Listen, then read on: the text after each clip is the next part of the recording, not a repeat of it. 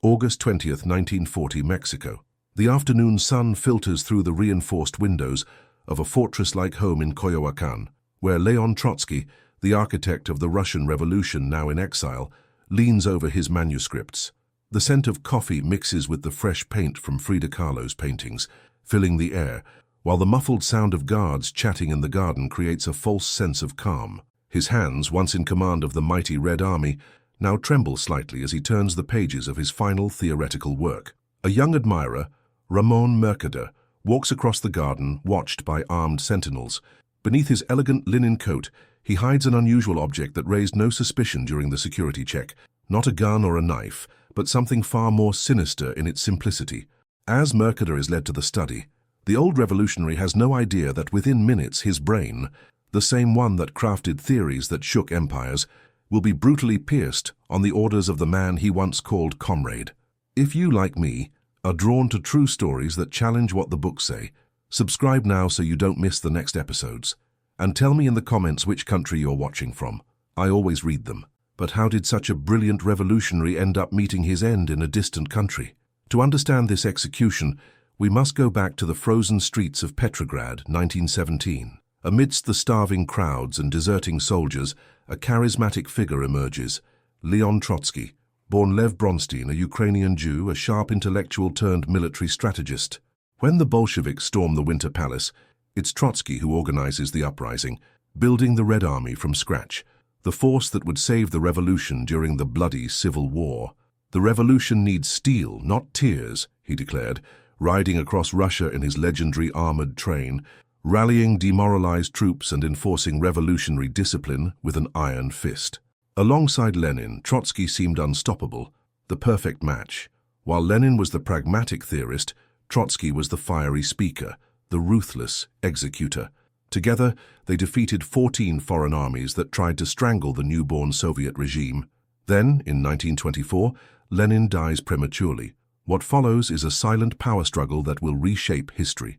On one side, Trotsky, brilliant yet arrogant champion of permanent revolution, the idea that socialism could only survive by spreading globally.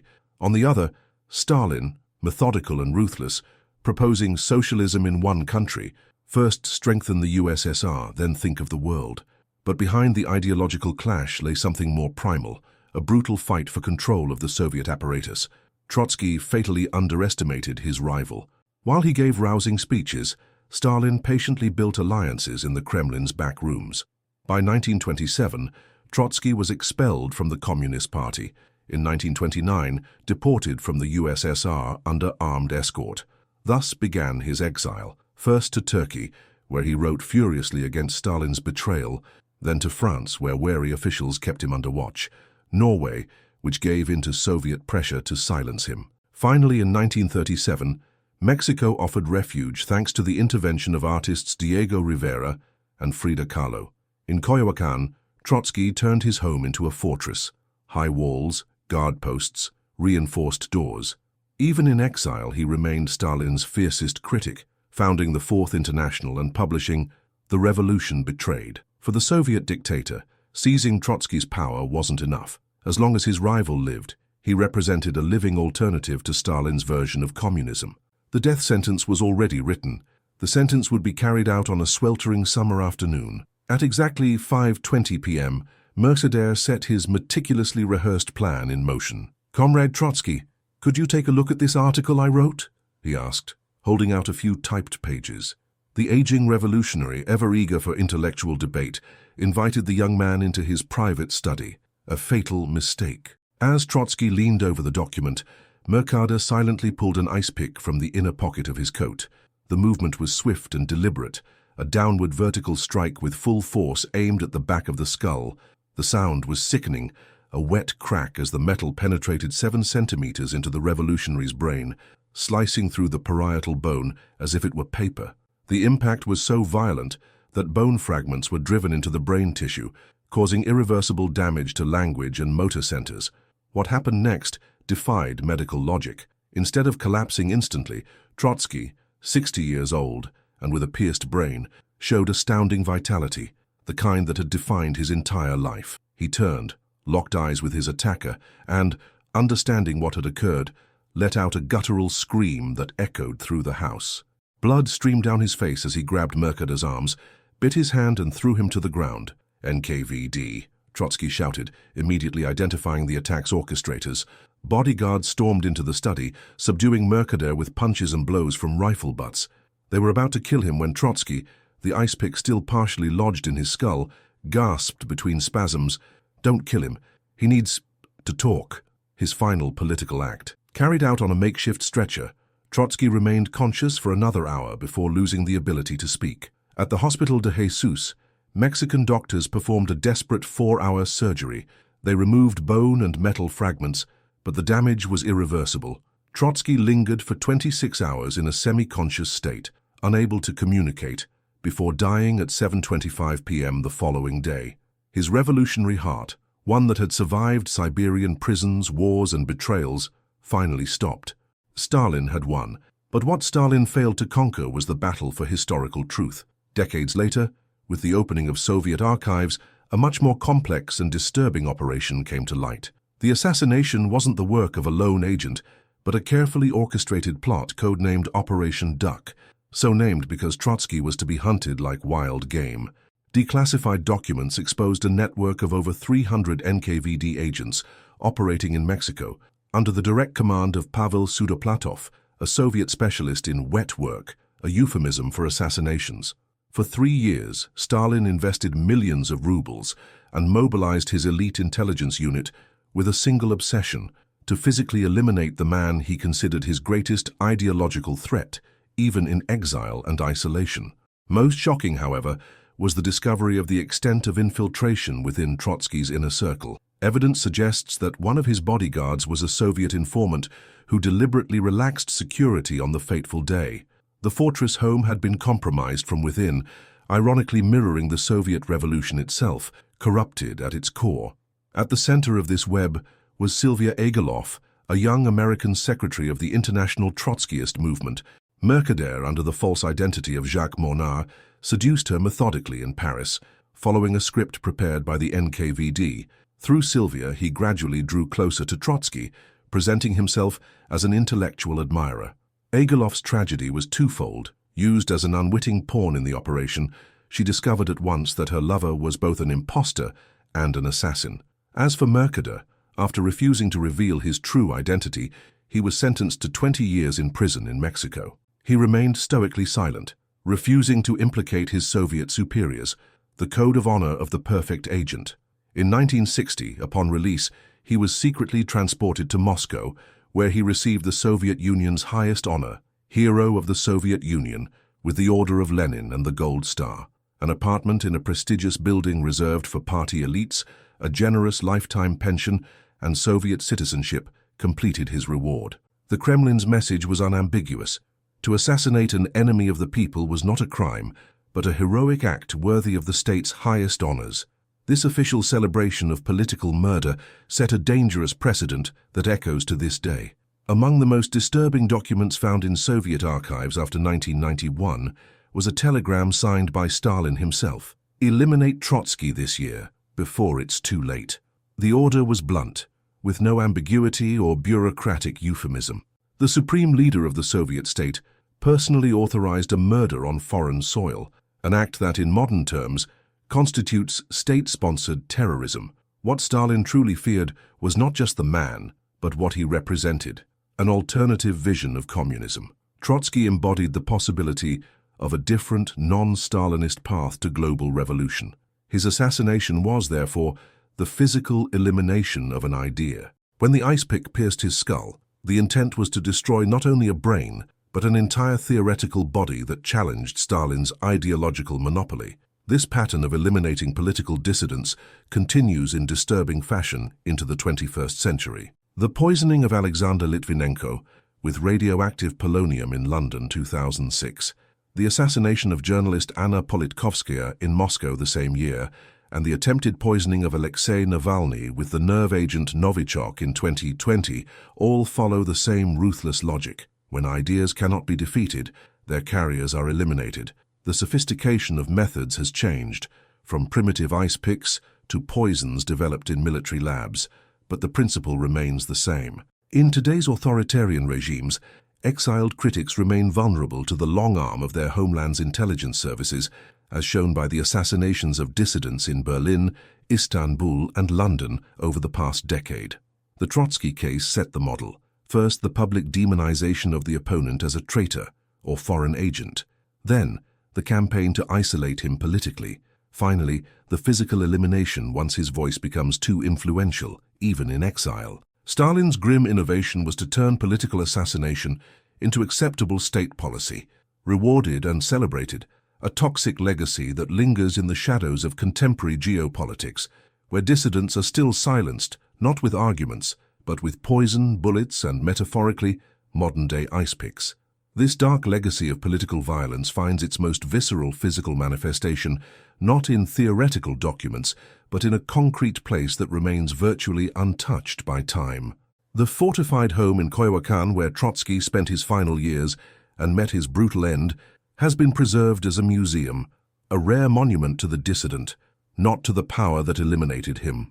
Visiting the Leon Trotsky House Museum today is like entering an unsettling time capsule. The modest compound, with its thick walls and windows converted into defensive loopholes, still carries the aura of a besieged fortress. In the study where the attack took place, the desk remains as it was that August afternoon, papers arranged, books open, glasses broken during the struggle. Darkened stains on the wooden floor, which guides claim are residual blood, offer a silent testimony to the violence that unfolded there. In the museum annex, protected by bulletproof glass, stands the centerpiece of this macabre exhibit, the original ice pick. The instrument, about 12 inches long with an improvised handle and sharp point, seems absurdly primitive to have been the weapon of choice for a regime that possessed the second-largest military apparatus on the planet. Later forensic analysis confirmed microscopic traces of brain tissue and bone fragments, still embedded in the grooves of the rusted metal. This contrast between the Soviet regime's sophistication and the primitive brutality of the chosen method reveals something profound about the nature of Stalinist totalitarianism. With advanced technology, a global spy network, and unlimited resources, Stalin deliberately chose a household tool-turned-weapon, a symbol of the domestication of political violence, making it common, acceptable, banal. In the museum library, preserved in climate-controlled display cases, are the books Trotsky was writing when he was murdered, including his unfinished biography of Stalin and the manuscript In Defense of Marxism. The dried blood on the pages forms a disturbing visual metaphor, thought literally interrupted by violence, ink meeting blood, theory silenced by brute force. Ironically, the blood spilled in the Coyoacán Museum did not erase Trotsky's legacy.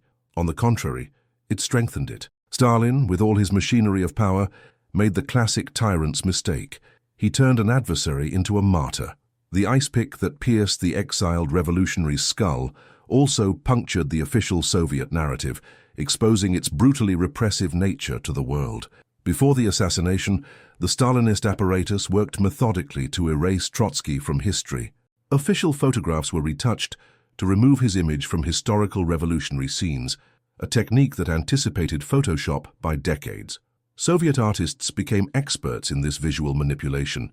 Trotsky beside Lenin at the famous Petrograd rally simply vanished, replaced by a neutral background or another politically acceptable comrade. In the infamous Moscow trials, 1936-1938, former Bolshevik leaders were forced to confess to fantastical plots orchestrated by Trotsky. Veteran revolutionaries, after weeks of torture, admitted to conspiring with Trotsky to assassinate Stalin, sabotage Soviet industry, and restore capitalism, absurd charges that contradicted their entire political trajectories. In Soviet textbooks, the creator of the Red Army was referred to only as a fascist traitor, if at all. An entire generation of Soviets grew up unaware that the man who had organized the 1917 seizure of power and saved the revolution during the Civil War was the same demon vilified by official propaganda. His books were removed from libraries, his speeches erased from sound archives, his voice silenced in an Orwellian exercise of unpersoning avant la lettre. But the bloody assassination proved counterproductive to Stalin's objectives.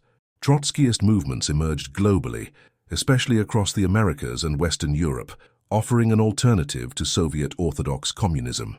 The Fourth International, founded by Trotsky in 1938 as a rival to the Stalin-dominated Communist International, survived in fragmented form across dozens of organizations that remain active in various countries.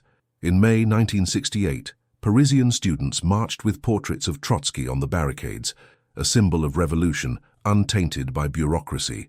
In Latin America, figures like Che Guevara rediscovered and incorporated elements of Trotskyist thought into their revolutionary theories. His ideas, particularly on permanent revolution, uneven and combined development, and critiques of bureaucratic degeneration, retained surprising relevance in historical contexts Trotsky never lived to see. Historians such as Isaac Deutscher and Pierre Brouet rehabilitated his theoretical contributions, emphasizing his early analysis of fascism, his understanding of modern imperialism, and his prophetic criticism of Stalinist regimes. Trotsky's prediction of the Soviet Union's eventual collapse due to internal contradictions seemed hauntingly accurate when the regime imploded in 1991, precisely for the reasons he had outlined decades earlier: bureaucratic ossification, economic stagnation, and growing alienation between the ruling class and the people. Even in popular culture, his shadow persists. Novels like The Man Who Loved Dogs by Leonardo Padura explore the complex relationship between killer and victim. Films like Frida and The Chosen depict his Mexican exile.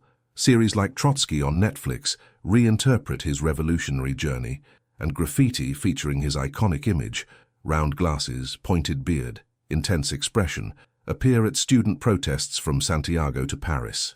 Even in contemporary Russia, where Stalin is partially rehabilitated as a strong leader, independent historians are recovering Trotsky's role in the formation of the Soviet state. The final irony: while Stalin's empire collapsed, the thought of his victim continues to influence revolutionary movements in the 21st century. The sentence Trotsky wrote in exile proved prophetic: "You can kill the revolutionary, but not the revolution." This survival of Trotsky's legacy contrasts dramatically with the obscure fate of his assassin.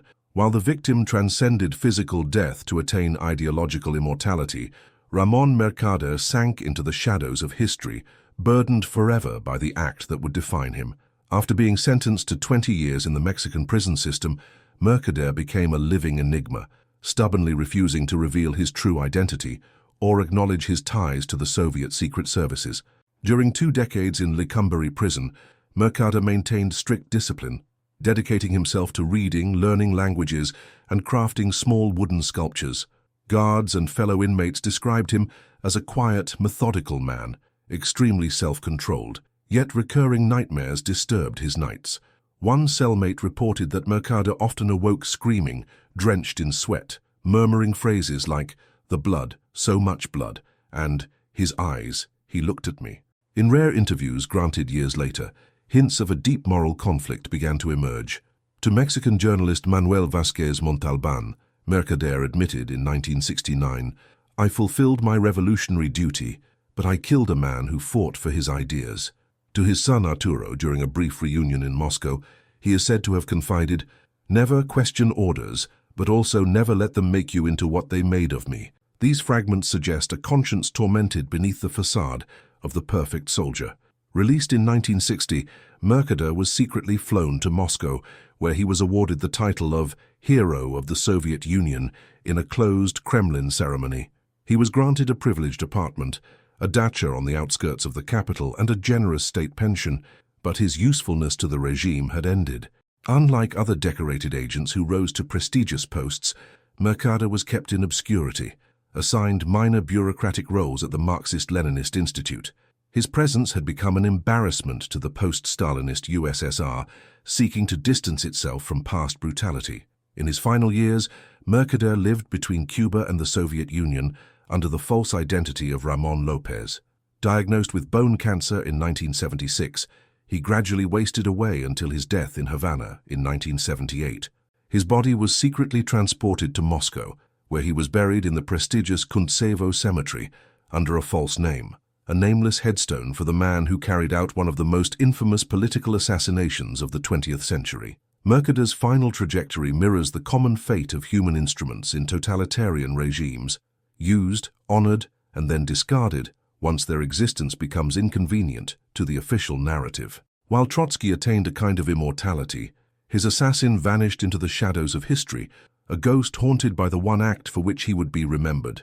The contrasting destinies of victim and assassin perfectly illustrate how history rarely offers simple or comforting narratives. Trotsky, like few historical figures, was subject to radically opposing interpretations. To official Stalinist historiography, he was the arch-traitor, a fascist collaborator and enemy of the revolution. To his followers, the incorruptible martyr of the authentic revolutionary cause.